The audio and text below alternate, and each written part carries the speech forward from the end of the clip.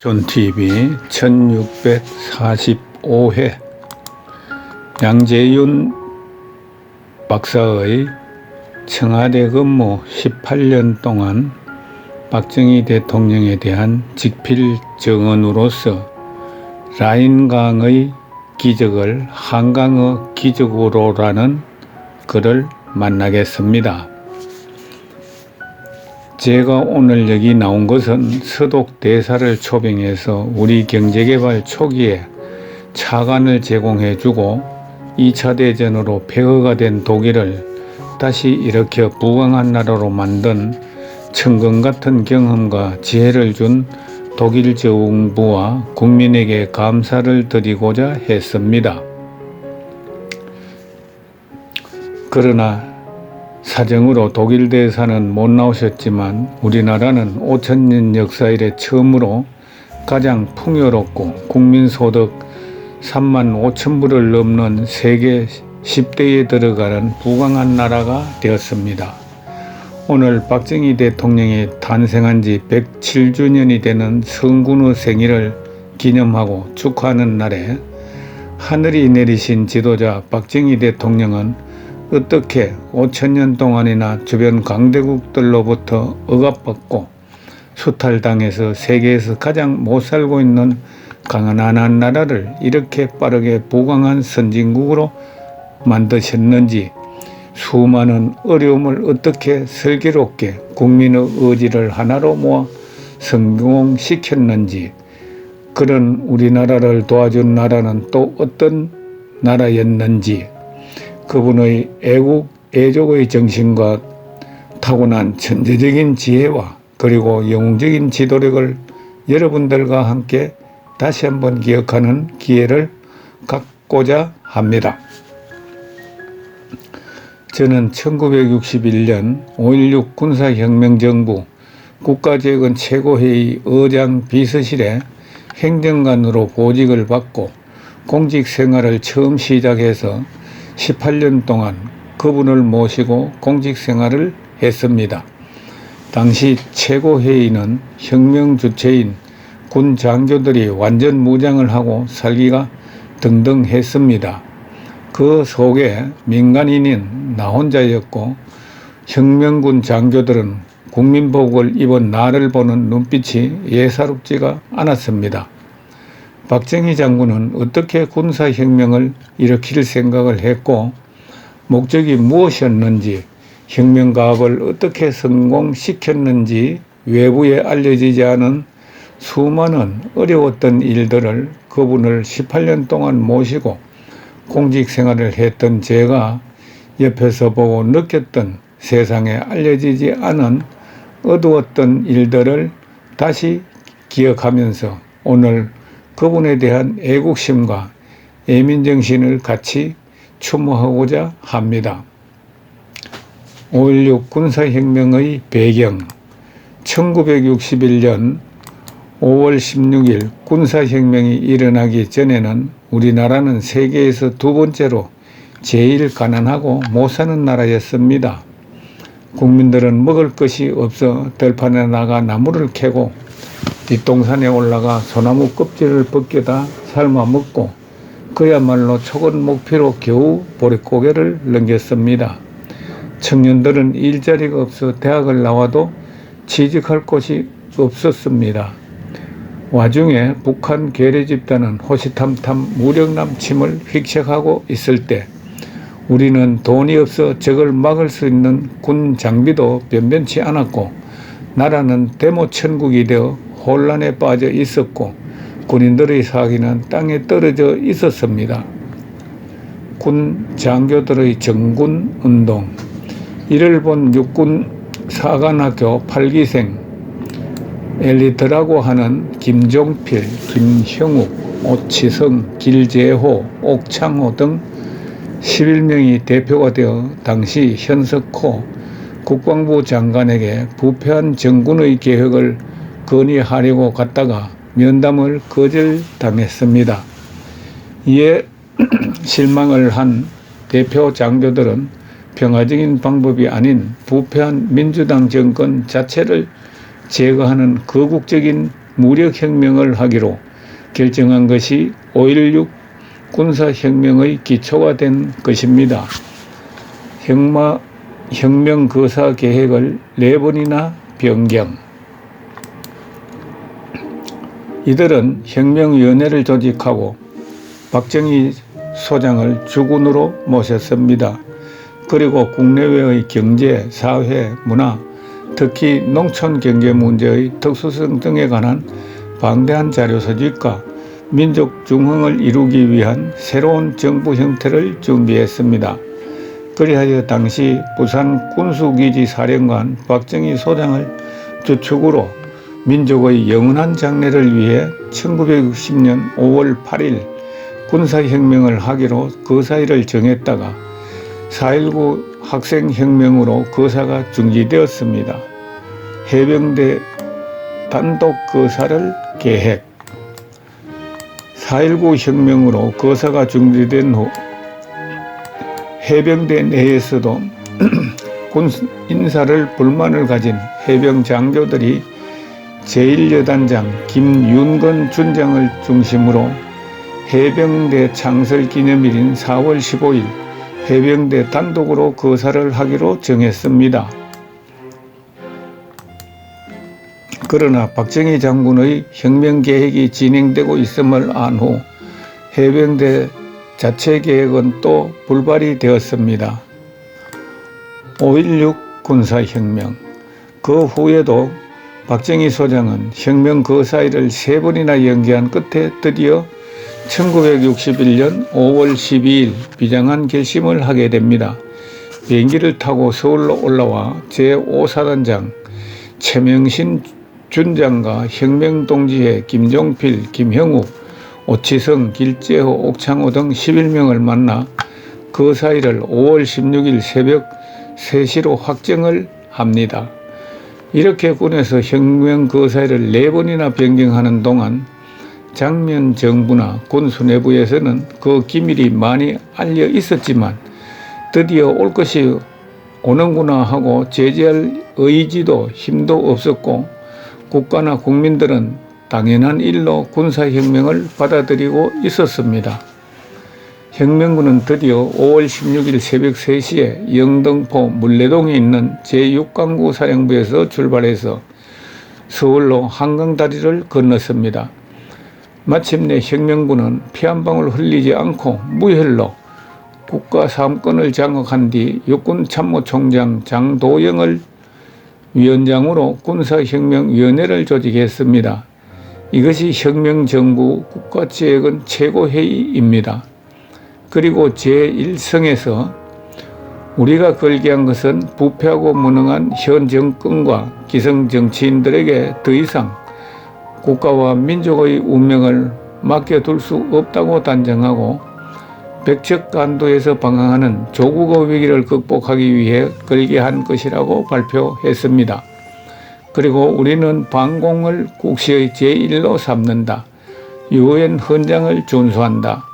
지금까지 사회의 부패와 고학을 일수하고 새로운 기풍을 진작한다. 절망과 기하선상에서 허덕이는 민생고를 시급히 해결하고 국가 경제 재건의 총력을 경주한다. 이렇게 혁명 공약을 발표했습니다. 이와 같이 혁명정부의 야심찬 계획은 또탄에 빠진 국민들에게 하늘같은 희망을 불어넣게 되었습니다. 국가 상권을 장악하고 혁명에 성공한 국가재건 최고의 의장 박정희 장군은 맨 먼저 기하선상에서 허덕이는 국민을 구하고 경제개발 계획의 도움을 청하기 위해서 우리와 가장 가깝다고 생각했던 존 F 케네디 미국 대통령을 만나기 위해 미국을 방문했습니다. 그러나 존 F 미국 대통령은 헌정을 중단시키고 군인들이 혁명을 일으켜 정권을 받은 박정희 의장을 좋지 않게 생각하고 있었습니다. 원조로 먹고 사는 나라에 무슨 돈을 꺼줄 수 있는가 하고 박정희 의장 일행을 만나주지도 않고 문전박대를 했습니다. 미국 대통령도 만나지 못한 박정희 의장 일행은 호텔에 돌아와 가난한 나라의 서름에 북받쳐 서로 얼싸안고 눈물을 흘리며 돌아왔다고 합니다. 가장 믿었던 미국에 가서 문전박대를 받은 박정희 의장은 가난한 나라의 서러움이 목이 메었습니다. 고심 끝에 우리 민족 역사에 처음으로 서독 상업차관 라인강의 기적을 일으켜 신흥대국으로 부상하고 있는 서독을 생각하게 됩니다. 우리처럼 분단국가의 아픔과 패전의 상처를 딛고 당당하게 일어나 라인강의 기적을 이룬 서독을 보면서 같은 입장에 있는 우리의 사정을 호소해 보기로 마음을 먹습니다. 그리고 또 우리도 전쟁의 잿더미에서 서독처럼 한강의 기적을 이뤄보자라는 각오를 하게 됩니다. 혁명정부는 61년 11월 말 정래역 상공부 장관을 주축으로 차관 교섭단을 구성해서 서독으로 보내기로 결정을 합니다. 그런데 당시 독일의 통역을 할 사람이 없었습니다. 알아본 결과 이승만 대통령 시절 국비 유학생으로 서독 뉴런베르크 에를랑켄 대학에서 경제학 박사 학위를 받고 중앙대학교 교수로 재직하고 있는 백영훈 박사와 연락이 되어 사절단의 통역관으로 합류하게 되었습니다. 사절단이 서독에 도착은 했으나 듣도 보도 못한 가난한 나라에서 차관 교섭단이 왔다고 누구도 만나주려고 하지 않았다고 합니다. 이를 옆에서 본 백영훈 박사는 루트비히 에르하르트 2년 뒤에 서독 총리가 됐는데 재무장관과 같은 대학을 나온 자신의 대학 은사를 찾아가서 장관을 좀 만나게 해달라고 눈물로 호소를 했다고 합니다. 그래서 61년 12월 11일 우리 사절단은 마침내 루트게베르스크 채무차관을 만나게 되었고 그 다음날 에르하르트 재무장관을 만나서 마침내 1억 5천만 마르크 약 3천만 달러인데 상업차관을 얻는 데 합의를 했습니다. 사절단은 서로 얼싸안고 눈물을 흘렸습니다. 그런데 또 문제가 생겼습니다. 은행의 지급 보증이 있어야 하는데 국가 신인도가 없는 나라에 지급 보증을 해주겠다고 나서는 나라에는 세계에 어디도 없었습니다. 기적적으로 성공한 차관 협상이 물거품이 될 상황에 처하게 된 것입니다. 독일의 강부 간호사 인력 송출. 못 사는 나라의 찢어지는 가슴을 안고 있을 때 백영훈 박사에게 구세주 같은 독일 친구가 찾아왔습니다. 대학에서 같이 공부했던 노동부 과장으로 재직하고 있는 슈미트라는 독일 친구였습니다. 찾아와서 하는 말이 너희 나라는 길거리에 실업자가 널려 있다고 하던데 지금 서독은 탄광에서 일할 강부가 모자란다. 지하 1000m를 파고 내려가야 하는데 지열이 뜨거워서 파키스탄, 터키 노동자들이 다 도망을 가버렸다. 혹시 한국에서 강부 약 5,000명 정도, 간호조무사 약 2,000명 정도를 보내줄 수 있다면 이 사람들 급여를 담보로 하고 돈을 빌릴 수 있다고 한다. 이 말을 들은 백영훈 박사는 신응균 당시 주 서독 한국대사를 찾아가 이야기를 했고 대사는 즉시 한국 정부에 전문을 띄웠습니다. 그리고 정부는 바로 모집 공고를 냈습니다. 그래서 1차 강부 500명 모집에 2,894명이 몰려와서 6대1의 경쟁률이 되었는데 선발 자격이 2년 이상 경력자였지만 실은 30%가 대졸자였다고 합니다. 이들은 연금저축 생활비를 제외한 월급을 고스란히 고국 가족에게 송금을 했습니다.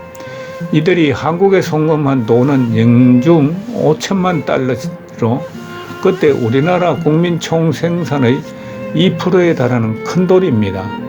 이렇게 해서 1997년까지 독일로 간 강부는 7,932명이고 간호사는 1만 226명으로 집계되어 있습니다.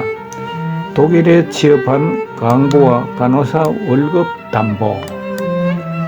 이렇게 이들의 급여는 모두 독일 코메르크 방크를 통해서 한국에 송금되었으며 코메르크 방크가 직업 보증을 서서 우리 민족 역사 이래 처음으로 외국 차관이 들어오게 되었고, 이 돈이 오늘의 경제, 한강의 기죽을 이루는데 종잣돈이 된 것입니다. 이후에 박정희 대통령은 서독에 국빈 방문 초청을 받게 됩니다. 박정희 대통령의 서독 방문. 서독 정부는 처음으로 한국에서 강부를 보내주고 간호사를 보내 한국에 고마움을 표시하는 마음으로 한국 대통령을 국빈 방문으로 초청을 하게 됩니다. 그러나 가난한 나라의 서름은 다시 계속됩니다. 그 당시 우리나라는 대통령 전용기는 고사하고 비행기가 없었습니다. 할 수 없이 미국 노스웨스트 항공기를 한 대 전세 계약을 했습니다. 그런데 며칠 후 미국으로부터 항공기를 빌려줄 수 없다고 연락이 온 것입니다. 그 이유는 원자로 먹고 사는 가난한 나라에 비행기를 빌려줄 수 없다는 것입니다. 이 얼마나 비참한 일입니까? 그래서 처음 외국 초청을 받은 우리 대통령의 서독 방문이 허사가 될 형편이었습니다. 그래서 정부는 서독에 특사를 보내 우리나라는 비행기가 없으니 서독에서 비행기를 좀 보내줄 수 없겠는지 부탁을 한 것입니다. 고맙게도 독일 정부는 그때 독일에서 홍콩을 거쳐 일본을 왕래하는 프루트 항공 일반 여객기를 서울에 일부러 들러서 우리 대통령 일행을 태우고 오도록 조치를 해 주었습니다. 그래서 이 비행기는 홍콩, 방콕, 뉴델리, 카라치, 로마를 거쳐서 28시간 만에 1964년 12월 7일 서독 킬런 공항에 도착했고, 리퍼케 대통령과 에르하르트 총리의 영접을 받았습니다. 필자가 보기에는 말이 국빈 방문이지 대통령 숙소는 10평도 안 되고, 수행원들은 아침에 샤워를 하면 샤워값을 별도로 내면서 여간방 같은 곳에서 잠을 잤습니다. 연도로에 걸린 태극기도 불과 20개밖에 안 걸렸고, 말로만 듣던 독일의 근엄한 정신을 새삼 나는 느끼게 되었습니다. 차관 교섭은 급속도로 진행되어 1억 5천만 마르크를 빌리기로 내부 합의를 했는데, 절차상 국제은행의 지급 보증이 있어야 했습니다. 그러나 신용도가 없는 우리나라에 지급 보증을 써준다는 나라는 지구상에 아무도 없었습니다. 독일 정부는 궁유지책이지만 동일에 와 있는 간부와 간호사가 받는 월급을 1개월간 은행에 예치하는 조건으로 당초 한국이 요구한 금액보다도 많은 3억 마르크를 차관하기로 결정을 했습니다. 당시 서독에 취업한 우리 간호사들이 본국에 송금한 총액은 연간 약 5천만 달러였습니다.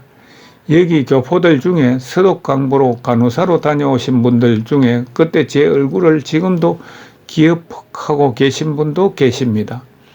이분들이 서독에 가서 고생한 덕택으로 얻은 차관이 종잣돈이 되어서 가난했던 우리나라 경제를 재건하게 된 기초가 된 것입니다. 우리 다시 한번 이분들에게 노고의 박수를 보냅시다. 광부와 간호사들을 위로하기 위해 한보론 탄광회사 방문. 그리고 12월 10일 우리나라 광부와 간호사들을 위로하고 격려하기 위해서 박정희 대통령 일행은 독일 한보론 탄광회사를 방문했습니다. 우리 대통령이 오신다는 소식에 들은 광부와 간호사 250여 명은 양복과 한복을 깔끔히 차려입고 디스브루크 교회의 타운홀을 가득 메웠습니다. 박정희 대통령이 단상에 올라가 애국가가 반주가 울려 퍼지자 대한사람 대한으로 길이 보전하세라는 마지막 대목에서 여기저기서 흐느끼기 시작했고, 대통령도 여기에 있던 유경수 여사도 손수건을 꺼내 눈물을 훔치고 있었습니다. 지하 1000m까지 파고 들어가 뜨거운 지혜를 받아 얼굴이 새까맣게 탄 우리 형제들, 그리고 이국만리 타국 변두리 시골병원에서 덩치가 큰 시신들을 알코올이 묻은 가재로 시신을 이리저리 뒹굴리며 닦고 있는 어린 간호사 우리 딸들의 얼굴을 본 박정희 대통령은 벅차오르는 가난의 서름에 미리 써가지고 온 연설문은 꺼내지도 못하고 눈물이 앞을 가렸습니다. 열심히 합시다. 우리 후세들을 위해서도 열심히 합시다. 나도 열심히 하겠습니다. 우리도 서독의 라인간 기적처럼 한강의 기적을 만들어냅시다. 우리 대통령은 눈물을 훔치며 이렇게 외쳤습니다. 강부와 간호사들도 서독 리북의 대통령 만세를 부르며 우리 대통령을 도와주십시오. 우리 열심히 하겠습니다. 무슨 일이든지 하겠습니다. 이렇게 강부, 간호사, 유경수 여사 대통령이 한테 엉켜서 얼싸안고 울었습니다. 옆에 있었던 서독 르부케 대통령은 자기 손수건을 꺼내서 우리 대통령 눈물을 닦아 주셨습니다. 세계 역사의 일국의 대통령이 외국에 나가서 동포들을 얼싸안고 이렇게 울었던 이야기는 저는 들어본 적이 없습니다. 대통령 영부인 옷자락을 붙들고 우리 대통령 아버지 어머니를 부르며 울며 놓아주지 않는 강부 간호사들을 겨우 떨치고 차에 올라 호텔로 가는 중에 대통령은 눈물을 멈추지 못했고 옆에 르푸케 서독 대통령은 손수건으로 계속 우리 대통령 눈물을 닦아 주시면서 이제 그만 우세요. 각하 제가 도와드리겠습니다. 우리 독일 국민들이 도와드리겠습니다. 이렇게 위로를 해 주셨습니다. 당시 박정희 대통령을 가장 가까운 곳에서 지켜본 필자는 가난한 조국을 후대에 물려주지 않겠다는 집념으로 가득했던 젊은 박정희 대통령을 지금도 생생하게 기억을 합니다. 박정희 대통령은 1964년 12월 8일 에르하르트 서독 총리와 회담을 했습니다. 박정희 대통령의 혁명정신과 나라를 재건하려는 절절한 애국심에 감명을 받은 에르하르트 총리는 서독의 경제를 부황시킨 경험을 토대로 몇 가지 조언을 하게 됩니다. 내가 경제장관을 할 때 한국을 2번 다녀온 일이 있습니다. 한국은 산이 많은데 산이 많으면 경제발전이 어렵습니다. 고속도로를 깔아야 합니다. 독일은 히틀러가 아우토반 고속도로를 깔았습니다. 다음에 자동차가 다녀야 합니다. 그래서 국민차 폭스바겐도 히틀러 때 만들었습니다. 그리고 자동차를 만들려면 철판이 있어야 하는데 제철 공장도 만들어야 합니다. 그리고 연료도 필요하니까 정유 공장도 있어야 합니다. 경제가 안정되려면 중산층이 탄탄해야 하는데 그러려면 중소기업을 육성해야 합니다. 우리가 돕겠습니다. 경제고문을 보내주겠습니다. 그리고 일본과도 손을 잡아야 합니다. 우리도 프랑스와 16번을 전쟁을 했습니다. 독일 사람들은 지금도 프랑스에 한이 맺혀 있습니다. 그렇지만 2차 대전이 끝난 후 우리 콜라드 아데나워 총리가 프랑스 드골 대통령을 찾아가 악수를 청했습니다. 한국도 그렇게 했으면 좋겠습니다. 지도자는 미래를 볼 줄 알아야 합니다. 이렇게 오늘날 한강의 기적을 이루게 한 황금 같은 지혜와 경험을 우리 대통령한테 이야기하면서 당초 우리가 요구했던 금액보다도 더 많은 3억 마르크 차관을 조건 없이 제공하겠다는 약속을 했습니다. 이 얼마나 고마운 일입니까? 우리 국민은 이 고마움을 앞으로도 절대로 잊어서는 안 될 것입니다.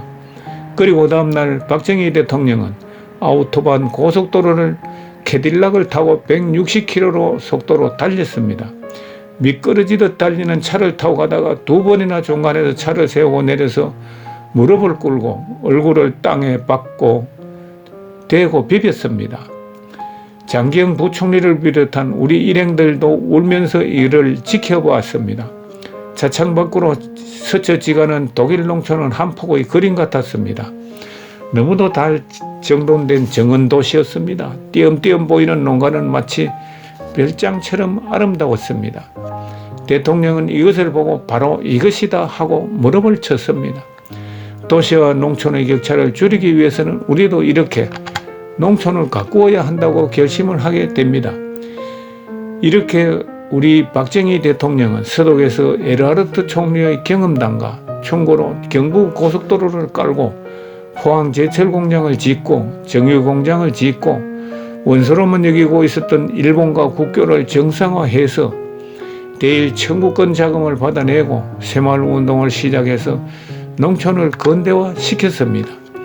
독일은 이렇게 우리나라 역사에 처음으로 돈을 꾸어준 나라이며 라인강의 기적을 이뤄서 부강한 나라를 만든 에르하르트 총리의 충고를 받아서 종잣돈도 없고 기술도 없었던 우리가 한강의 기적을 일으켜 지금은 세계 10대 경제대국으로 성장 발달하게 된 것입니다. 필자는 박정희 대통령 서독 방문 수행을 마치고 청와대에 돌아와서 필자가 보고 느낀 기적같은 일들을 잊을 수가 없었습니다. 그래서 기행문을 썼습니다. 그리고 이 기행문을 국회에 보내 실었습니다. 당시 국회의원들은 이 기행문을 읽고 눈물을 흘린 의원들이 많았다는 이야기를 들었습니다. 결코 우리는 독일 정부와 국민들의 고마움을 잊어서는 안 될 것입니다. 가난에 찌든 우리나라를 선진국으로 끌어올려 부강한 나라를 만드신 위대한 지도자 박정희 대통령 탄신일을 맞이해서 다시 한번 그분의 업적과 애국정신을 가슴으로 추모하는 바입니다. 감사합니다. 2024년 11월 16일 민족중흥회 양재윤